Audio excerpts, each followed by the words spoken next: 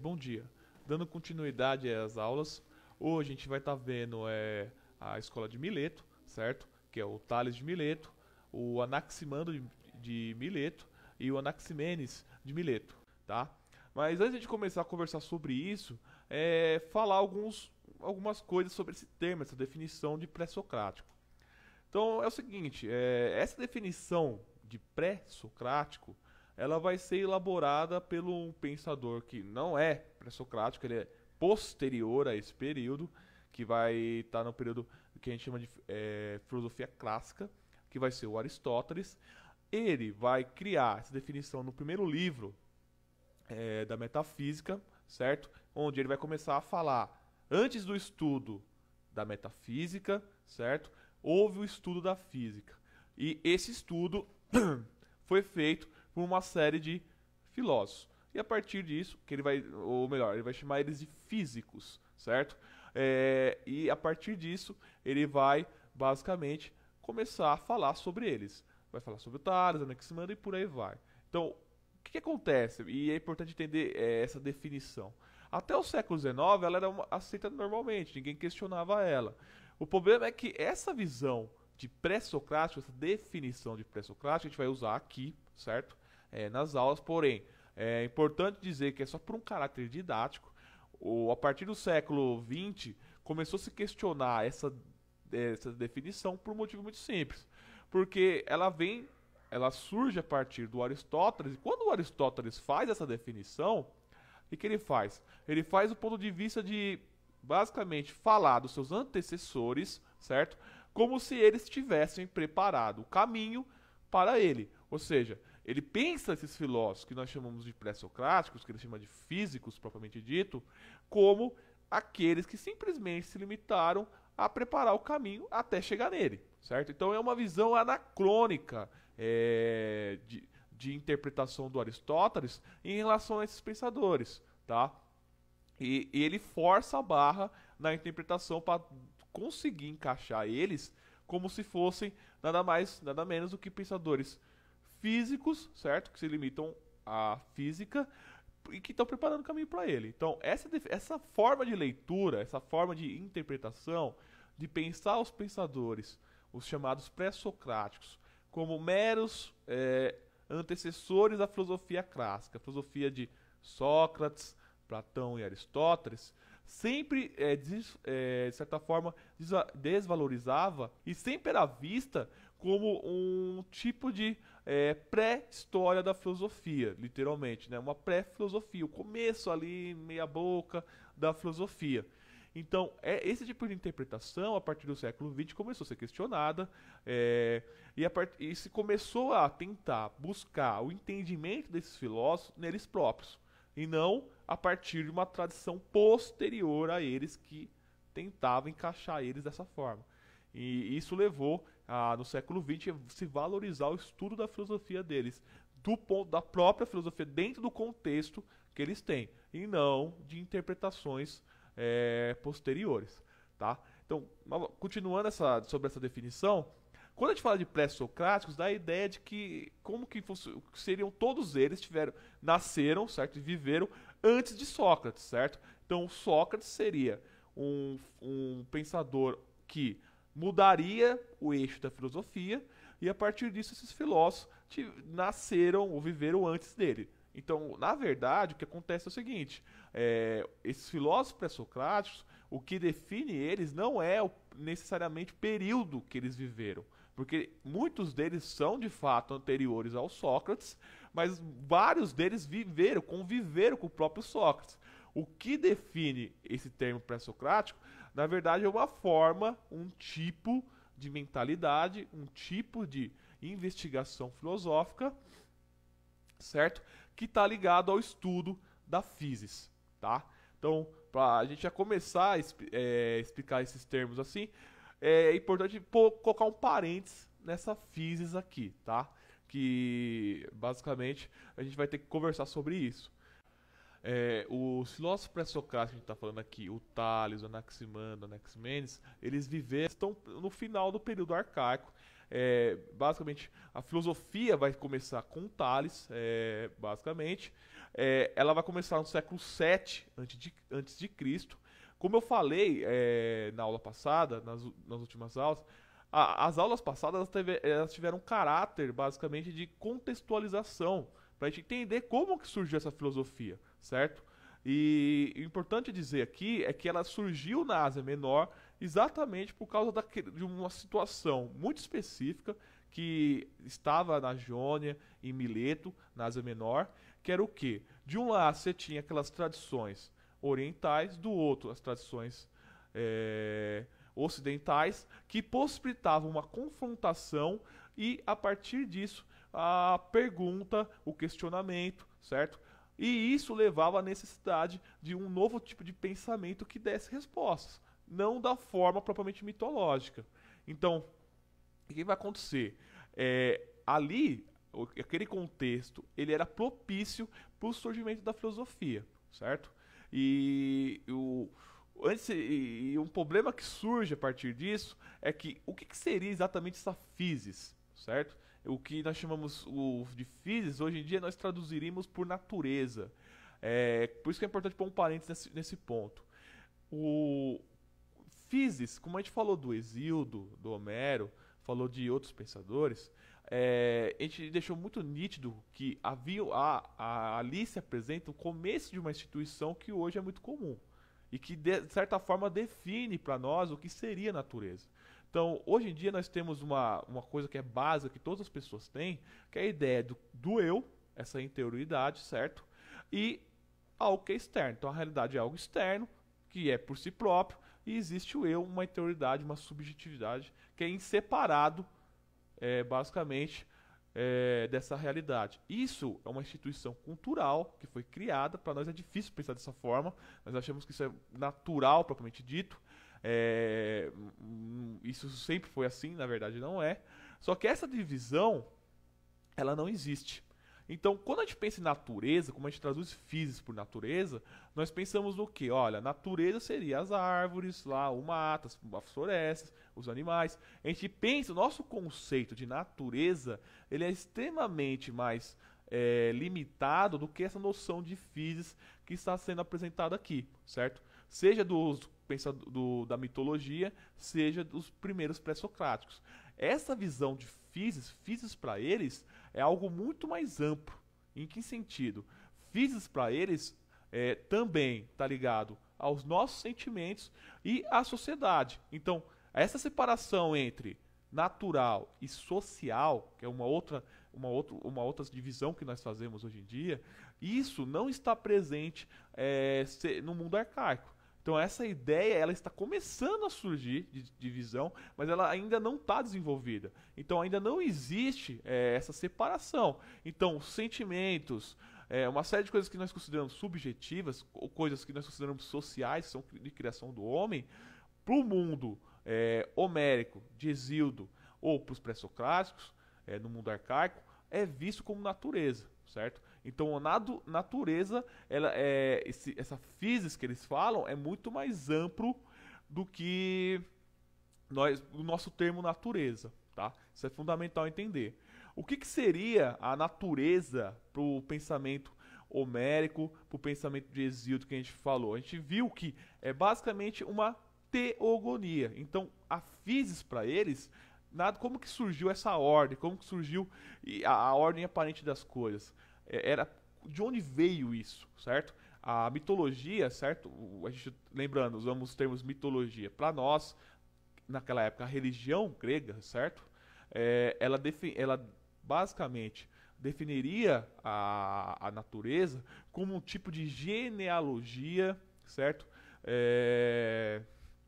Dos deuses. Ou seja, o que seria isso? A natureza ela é feita a partir do quê? Do casamento entre as divindades. Você tem um deus, certo? Que é o Zeus. Abaixo deles há outras divindades. Abaixo dessas outras há uma hierarquia. Então é uma visão da natureza como se a natureza fosse um tipo de sociedade propriamente aristocrata, certo? Então como que é pensado essa ordem natural para o Hesíodo? É como se a natureza, certo? Ela fosse uma passagem de realezas. Você teve o primeiro reinado, que foi dos elementares, depois dos deuses dos titãs e depois dos olímpicos. Então, a natureza era vista antes dos pré-socráticos dessa forma. Ela era a manifestação dos deuses, certo? E é importante dizer isso, que não há na religião grega a separação entre propriamente o natural e o sobrenatural. Isso não existe. Os deuses, eles são propriamente naturais, eles são físicos, certo? Eles estão dentro da física, eles se manifestam. A ponto de você, por exemplo, na Odisseia, poder descer, certo? O Hades. Você próprio descer lá, porque os deuses, eles são palpáveis. É nesse sentido. O que vai mudar, né, nessa visão da física dos pré-socráticos está ligado com o que a gente falou na última aula, a questão do direito. Então, o que eles vão fazer, esses primeiros pensadores pré-socráticos? Eles vão pegar e vão fazer uma coisa que é muito comum, que a gente faz hoje. Quando a gente vai assistir desenho animado ou algum tipo de animação, nós, né, vemos basicamente o que? Você tem um determinado personagem como um gato, um cachorro que fala, ou que veste roupa, ou seja, nós passamos características nossas para um ser que não tem essas características, um ser que, digamos assim, que tem uma existência natural diferente da nossa, certo? Então, é esse tipo de coisa que nós fazemos na animação é o que eles vão fazer em relação à natureza, ou seja, a gente falou que no direito se constituiu uma nova visão de ordem, onde você tinha a ideia de igualdade, certo? De todos os cidadãos, onde havia uma lei que regia todos os cidadãos, mesmo que eles fossem diferentes. E esses cidadãos estão em conflito. Porém, essa lei vale para todos. Essa ideia da sociedade como um corpo, certo? Onde cada parte segue essa lei e tem basicamente uma finalidade, vai ser o que os pré-socráticos vão generalizar para a natureza. Então a natureza, ela vai começar a ser pensada não como se pensava o Homero, como pensava o Hesíodo, a tradição, a religião grega, a mitologia grega, como basicamente uma sucessão, um combate entre deuses, uma teogonia ou uma cosmogonia, certo? Teogonia seria a genealogia dos deuses, cosmogonia nada mais é do que a ideia da ação dos deuses. Vai surgir a ideia de uma cosmologia, que é o que? Esse cosmos, certo? Essa ordem, esse universo, certo? Essa physis, ela surge, ela tem uma origem que vai ser o objeto de investigação, uma arqué, certo? E essa arqué está em tudo, ela é uma lei, certo?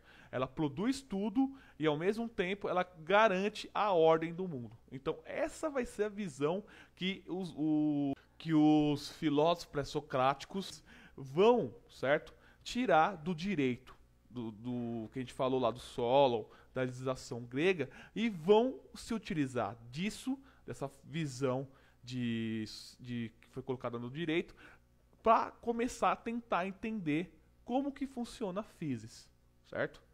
Então, como que vai haver diferentes respostas para cada um deles. O Tales, por exemplo, vai dizer que o arqué, a lei que garante o objeto, o elemento que produz tudo e garante a ordem de tudo, certo? É a água, certo? Mas não a água que a gente vai lá no banheiro, que vai lavar as mãos e vê, mas uma água original, uma água que está presente em tudo. E como que ele chega basicamente nessa conclusão? A partir da observação. Então a observação, os sentidos vão ter um papel fundamental aqui. Ou seja, ele vai perceber que o nosso corpo, ele é feito de água. Se nós cavamos a terra, lá há água. Então ele começa a partir da ideia de que onde não há água, não há vida. Certo? Então ele vai tirar a ideia de que tudo que existe na natureza, certo? É feito de água. E a água é o que possibilita tudo. Então o mundo, basicamente por Tales, é o que? Você teria o nosso planeta, certo? Teria ele. Ele estaria apoiado na água, certo? E da água ele surgiu. Então, ele pensa que o mundo funciona dessa forma. Se a gente fosse fazer um mapa do mundo, o mundo estaria aqui e ele estaria basicamente em cima de um grande oceano, certo? E é assim que surgiu ele. Então, o que ele está querendo dizer aqui? Olha, nós temos a multiplicidade, vários objetos diferentes, e todos esses objetos é composto por um determinado ser. E esse ser é a água. Essa que é a ideia. Ou seja, você tá surgindo aqui a ideia da oposição entre o que é uno e o que é a multiplicidade.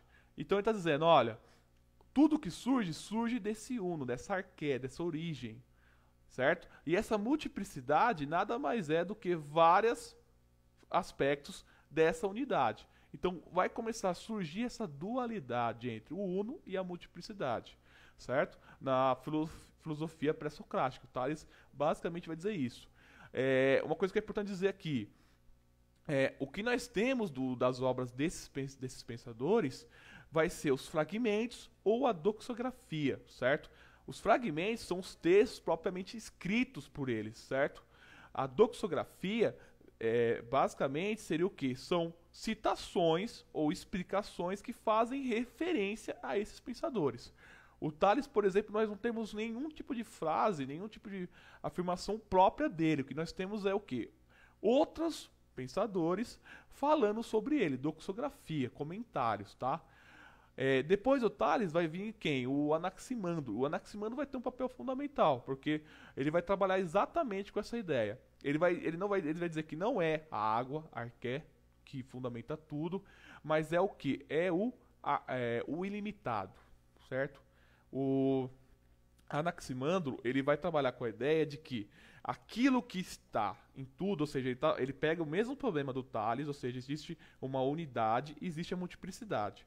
O que está na nossa, basicamente, na nossa observação é o que? É uma série de vários objetos múltiplos que são diferentes entre si. Porém, por trás, certo, desses objetos, existe algo que é igual em todos eles. É exatamente a mesma lógica. Então, o Anaximandro vai começar a entender que aquilo que está por trás de todos os objetos não se confunde com eles. Então, ele é diferente, certo? Ele pensa, então, que há uma separação entre essa unidade e essa multiplicidade. As duas coisas são da physis, mas elas têm caráter diferente. Aqui, essa unidade que está em tudo, basicamente, não é igual a tudo. Então, nesse sentido, ele é diferente do Tales, porque o Tales se utiliza de um elemento que está nessa multiplicidade, que é a água, para falar o que é unidade, enquanto o Anaximandro não, tá? Então, o Anaximandro ele vai mostrar o quê? Exatamente aquela concepção que eu falei do cosmos, certo? Da visão de corpo da sociedade que estava presente no direito, certo? Ele vai dizer, olha, o que seria a physis? A physis são vários objetos múltiplos que são criados, certo? Pelo ilimitado, e cada um deles, certo? Quando a gente vê na experiência, eles se sucedem um aos outros. Então, da mesma forma que eu tenho uma sociedade democrática, onde uma parte da população sobe ao poder, certo? E depois sai do poder, é substituída por uma outra parte, e assim, de forma sucessiva, a natureza também funciona assim. Então nós temos o ilimitado que cria tudo, que está em tudo, porém, a natureza, ela se sucede, ela se movimenta, ela se muda, onde aqui, há uma lei, a partir desse limitado, que faz as coisas nascerem e as coisas morrerem, certo? Então, o Anaximandro ele vai ser bastante importante quando a gente for ver depois o pensamento de Heráclito, porque ele começa a trabalhar com a ideia do que? De tempo. É a primeira reflexão que coloca o tempo, ou seja, é verdade que há a unidade e há a multiplicidade. Porém, o que ele está dizendo? Essa unidade que cria tudo, ela não fica estável na multiplicidade. Ela possibilita que essa multiplicidade se modifique. Essa multiplicidade ela não é estável, ela se modifica. Os objetos que a gente observa, os vários objetos que a gente vê na realidade, eles são objetos que têm um período que eles vão, digamos assim, nascer, vão ser produzidos, que vão surgir esses fenômenos, depois vão desaparecer. Então ele começa a apresentar uma explicação onde ele procura mostrar que esse cosmos, essa physis, ela está em um processo basicamente de mudança que ocorre no tempo, certo? E essa mudança ocorre de forma ordenada, tá? O Anaximandro, nós temos o que dele? Nós temos basicamente um fragmento. É o primeiro texto em prosa dos gregos, certo? É o primeiro texto em prosa. Até agora a gente só falou dos poetas.